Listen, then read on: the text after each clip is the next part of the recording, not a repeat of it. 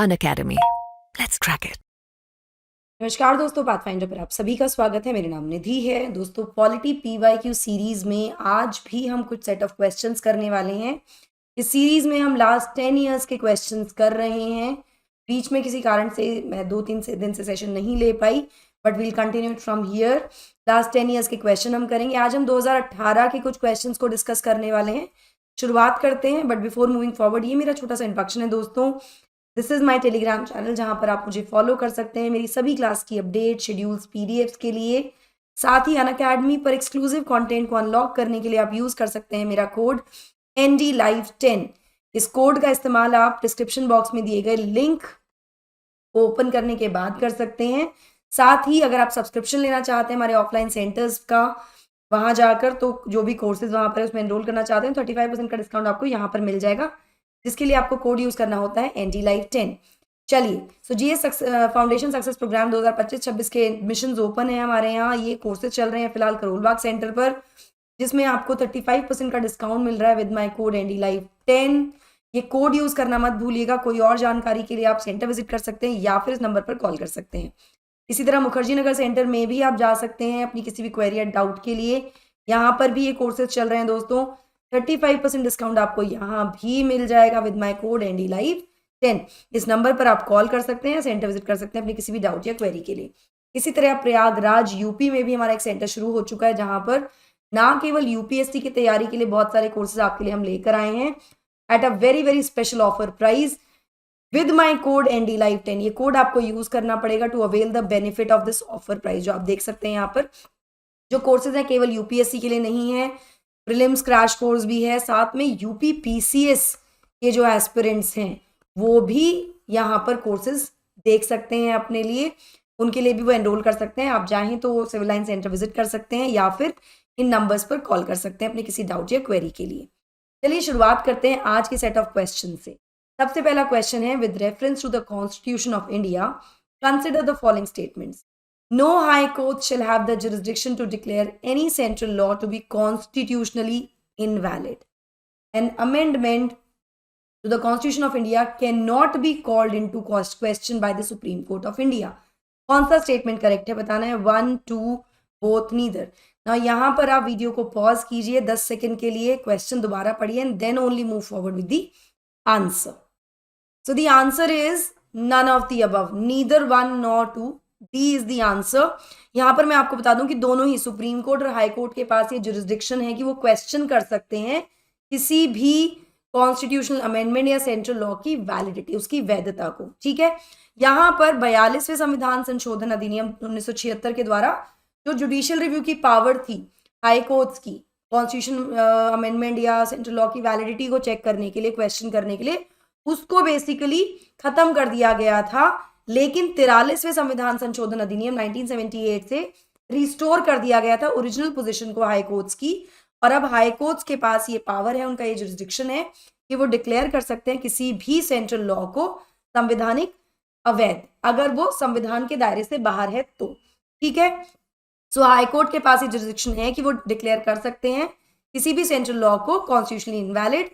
ऐसे ही supreme court जो है हमारे संविधान के गार्जियन है, तो जो भी संवैधानिक संशोधन होते हैं या कोई भी ऐसा कानून है, एग्जीक्यूटिव ऑर्डर है, कोई भी लॉ है, अगर वो बेसिक स्ट्रक्चर के अगेंस्ट है जो कि डिराइव किया गया था in the Kesavananda Bharati case of 1973, उसको नलिफाई किया जा सकता है ऑनरेबल सुप्रीम कोर्ट के द्वारा। तो संवैधानिकता की जांच की जा सकती है। ठीक है, तो दोनों ही स्टेटमेंट यहाँ पर गलत है। ऑलराइट,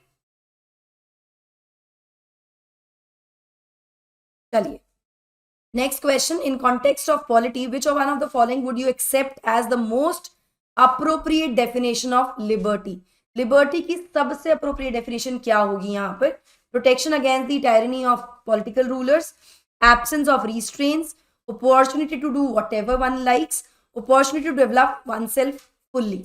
तो यहाँ पर एक सही सटीक डेफिनेशन क्या है लिबर्टी की वो बतानी है। अगेन क्वेश्चन को पढ़िए फिर आगे आंसर पर मूव कीजिएगा। आंसर यहाँ पर है डी, अपने आप को फुल्ली डेवलप करने की एक अवसर, एक अपॉर्चुनिटी। ठीक है, सो हिस्टोरिकली अगर हम बात करें लिबर्टी को डिफाइन किया जाता था absence of all restraints on individuals, but at present it is the opportunity to develop one self fully, हर स्पेस में, हर फील्ड में. Alright, now next question. Which one of the following suggested that the governor should be an eminent person from outside the state and should be detached figure without intense political links or should not have taken part in politics in the recent past? इनमें से किसने ये suggestion दिया था?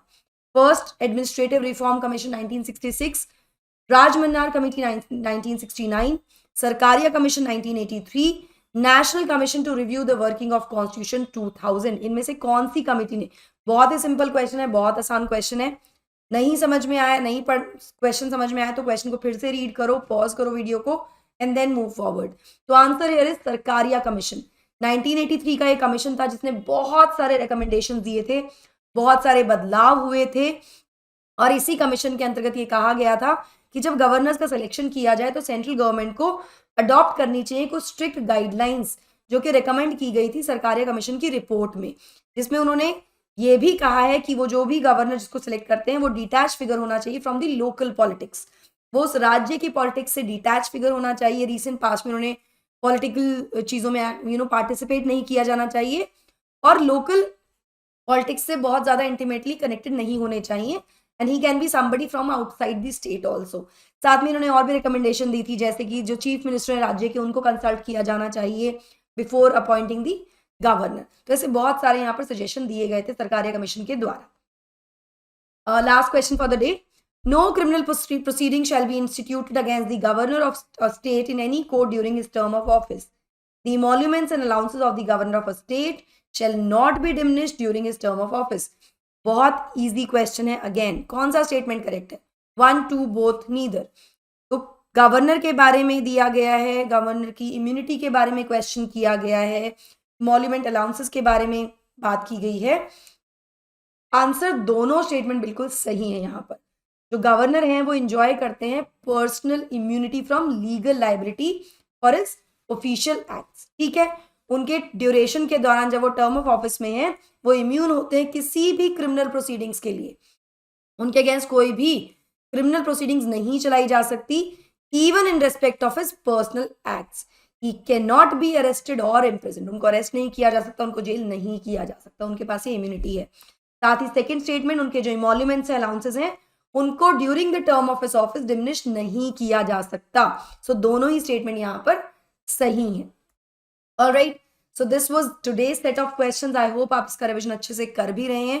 दोस्तों, Unacademy offline centres के अगर features की बात करूं तो आपको फ्री डेमो क्लासेस यहाँ पर मिलती हैं विद माई कोड NDLive10 जिसका आप इस्तेमाल कर सकते हैं. साथ ही और बहुत चीज़ें हैं यहाँ पर, जैसे ऑफलाइन करंट अफेयर क्लासेस आपको मिलती हैं, one on one mentorship, educated doubt solving session, free बीज मिलते हैं जैसे free magazine, free library and free wifi facility भी आपको हमारे सेंटर्स मिलती हैं. साथ ही प्रीलिम्स 2024 के लिए भी कुछ क्रैश कोर्सेज हम लेकर आए हैं जिसका आप बेनिफिट ले सकते हैं. सेंटर विजिट कीजिए, बहुत ही नॉमिनल फीस के साथ ये कोर्सेज शुरू किए गए हैं.